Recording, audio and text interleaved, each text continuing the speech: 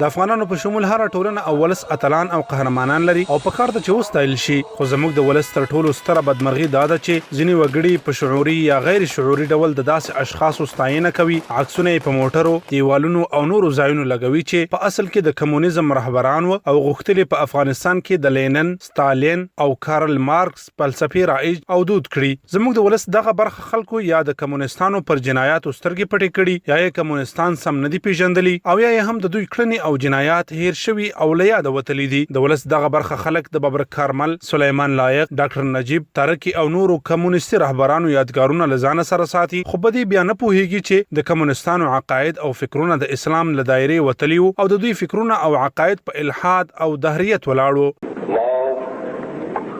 کبیر که نبوغ و 6 سال قبل دوستی مردمان ما را بنیان گذاشت، سپاس پیکران خود را می‌فرستیم. ټولو دینی او اساسي اسلامي عقاید او شعائر څخه منکرو، دوی په پړاګه ویل چې په 5 حواسو حس کېدونکي شی منی او بس. معنا دا چې هر هغه شی منی چې مادوي او په معنویاتو کې په هیڅ شی عقیده نه لري. د ولس دغه برخه چې دغه کمونیستي ماده پرستو رهبرانو ته اتلان وای، هیر کړی د چې کمونستانو خپل هیواد او ولس سره ستر جفا کړي او سره روسانه پر افغان بیچاره ملت باندې مسلط کړل، داس چې عام افغان ولس د بمبارونو، ژوندۍ خښولو او نورو نه بخونکو جنایاتو په ترڅ کې وواژه. روسانو ته پر افغانانو د هر ډول وحشت او ان الحادي عقیدې د خپرولو اجازه ورکړه. له فکری او عقیدوي لحاظ افغانان سخت وځفل او بیا د روسانو رحم او کرم ته پرېښودل. د ولس دغه برخه خلک باید د کمونستانو له کړیو جنایاتو، وحشتونو، الحادي او مادي عقیدې او انحرافاتو څخه ځان خبر کړي او د کمونستانو پر تور تاریخ له سره غور وکړي، ترڅو له یو لوري د هیواد د اتلولیو معیارونه وپیژني او له بل لوري پوښي چې ډاکټر نجیب ترکی، کارمل، سلیمان لایق او نور کمونیستي رهبران د هیواد اتلان او ملي اشخاص نه، بلکې د اسلام، وطن او افغان ولس لوی غداران دي چې د ویاړ پر ځای باید کرکه ترې وشي او د دوی له وحشتونو څخه راتلونکي نسلونه په سمه توګه خبر شي. د امریکای اشغال په دې دور او هیواد کې د کمونستانو له سره کو د تاسلور لسیزي ورسته د تړکیګو چې باید کمونیستي مفکوره، وحشتونه او ناول کړنې له سره تعریف او د ولس دغه برخه ته ورپیژنو. په کار ته چې د ښوونې، روزنې، عامه ځایونو، مساجدو، مدارسو او نورو تعلیمي مراکزو کې ځوان نسل ته د کمونستانو اصلي موخې، اهداف او څیره ورپیژنو. وحشتونه، جنایات او کړنې ورته بیان کړو، ترڅو مو په ځوان نسل کې بیا داسې څوک را پیدا نشي چې دغه وحشي څیرې یا وستای او یا هم خپل اتلان ونوموي. کچېره مو ځوان نسل ته کمونستان په اصلي بڼه تعریف کړل او په سمه توګه یې وپیژندل، نو بیا به هیڅوک هم دا جرأت ونه کړي چې کمونست او وحشي ډاکټر نجیب ته شهید، اتل او یا قهرمان وایي او یا هم پر رسنیو کې عکسونه په خپل پروفایلونو باندې ولګوي. کمونستان باید په خپل ځان د افغان ملت رحم احسان وبولي چې دوی مکمل لتیغه تیر نکړل او په ټولو تیرو جنایاتو کې ورته عفو وکړه، وی بخل او په ټولنه کې د بیا اوسېدو اجازه ورکړه. خو دوی ته باید په ټولنه کې د بیا احیا کېدو مهلت ورنکړل شي. دوی له افغان او مسلمان ملت سره ژوره کینه او بغض لري او هر وخت چې لاس برشي نو ملت له نویو ناخوالو سره مخ کولای شي. مثال ډیر واضح دی. وګورئ، کمونستانو د خپل حاکمیت پر مهال له امریکایانو سره د دښمنۍ نعرې وهلې او حفظ الله امین کمونیست په همدې تور واجه چې د امریکا طرف ته مائل دی. خو کله چې امریکایانو پر افغانستان يرغل وکړ نو تر هر چا لومړی همدا کمونستان ور سره ودرېدل او د افغان ملت په خلاف امریکایانو ته د مرستې ټټر ووهه. اوس د امریکا او کابل حاکم ادارې په مرسته تر دومره کچې ورسېدل چې د خپل وحشي رهبرانو ورځې هم ولمانځي.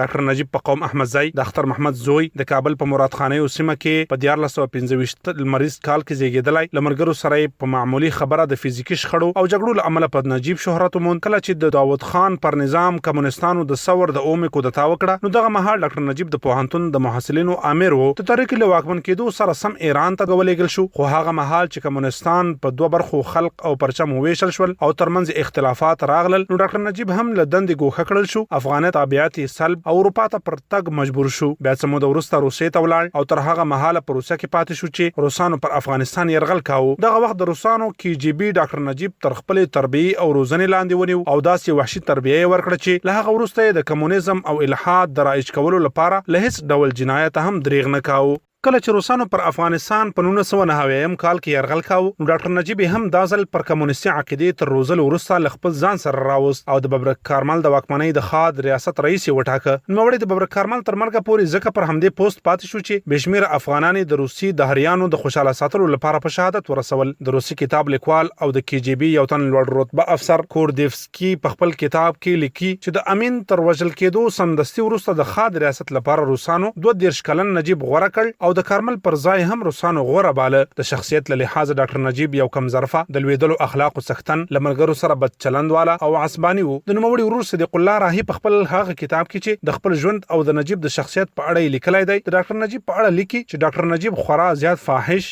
ظالم او سخت زړه انسان بولی او وايي چې ډاکټر نجیب په خپل مور هم رحم نه کاوه او دومره سخت به وهله چې د وهلو ټپونه او داغونه به ان تر څو میاشتو هم پاتې وو. په ځانګړي توګه د نشې په حالت کې ډاکټر نجیب د کور منځي په جنسي ډول زورولې کبه چا لدې کړنو منع کاوه نو هغه به سخت واه. صدیق الله راهي په خپل کتاب کې لیکي د ډاکټر نجیب په اړه خورا نور اعترافات هم شته چې انسان په یادولو شرمېږي او له افغاني ټولنې سره سخت ضد اعمال دي. لنډه دا چې لکه وخت ډاکټر نجیب د کارمل پر ځای وټاکل شو نو پر افغانانو د ظلم نوای او تر پخوا ډیر وحشتناک داستان پیل شو چې دغه داستان د وحشتونو څو هغه بیلګې بدر ته وړاندې کړو په کومو کې چې ډاکټر نجیب مستقیم او غیر مستقیم رول لوبولای دی.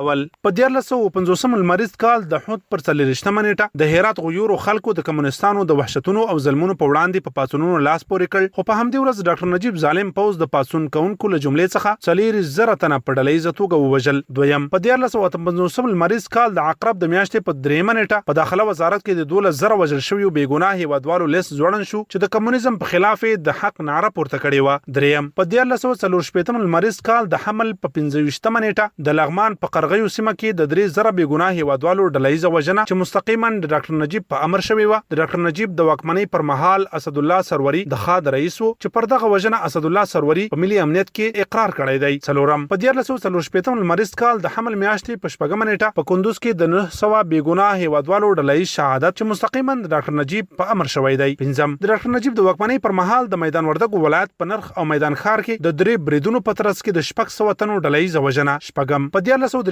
لمریز کال د حوت د میاشتې په 22 منېټه د کابل په قرهباغ او شکردره کې د 500 بیګناه هیوادوالو ډلهیز شهادت چې په تاریخ کې کمساری دی. اوم په 1940 لمریز کال د سنبلې میاشتې په 28 منېټه په بغلان کې پر ځای اوسیدونکو د بمبار له امله د 150 تنو ډلهیزه وژنه.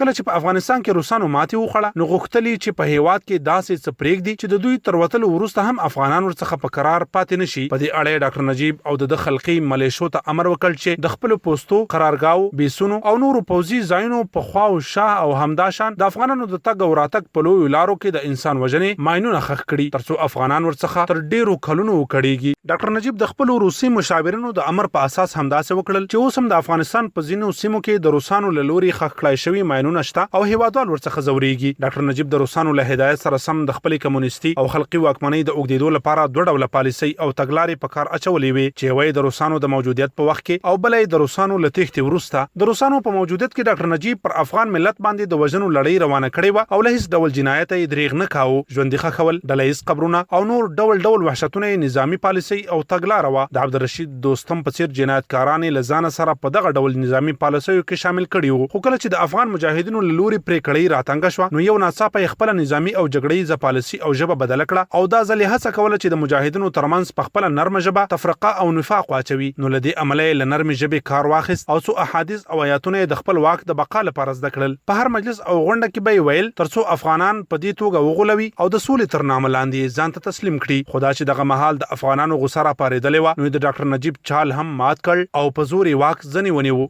د ډاکټر نجیب ګونګه څیره دوه اړخ لري چې یو اړخ د څیره او هغه خبرې چې ویډیويي خبرې شوي او پر رسنیو کې لاس پلاس کیږي. په دغه خبرو کې ښکاري چې نوموړی خورا جرأتمند، ژبور او پر اسلام مین دی. خدا د هغه مجبوریت چې د زور د ویل کېدلو پر مهال تر ټولو قوي امپراتور او واکمن هم کاروي. نو دا د ظاهري څیرې انزور دی چې خلکو ته اوس مهال په تبلیغاتي شکل وړاندې کیږي او خلک پرې راماتوي. بلې دغه ډول انزور تر شا پټه او وحشي څیره ده. که تر دې وړاندې اعمال په سم ډول وپیژندل شي نو تر خپل دې ډېر زیات وحشي جنایتکار او د افغانانو قاتل وو خو وخت په داسې حالاتو کې راګیر کړ چې فکر یې کاوه ملت یې هغه وحشي او درنده څېره هېره کړې نو له دې امله یې ځان تر ټولو غوره وښود او د وطن په اړه یې له احساساتو ډکې ویناوې پیل کړې. بالاخره د طالبانو د اسلامي تحریک تر پیل وروسته چې کله طالبانو کابل ونیو ډاکټر نجیب د تېښتې هڅه وکړه خو د طالبانو له لوري ونیول شو او د کابل د اریانا څلور لارې پر سر په دار وځړول شو او په دغه ډول یې د خپلو جنایتونو سزا ولیدله.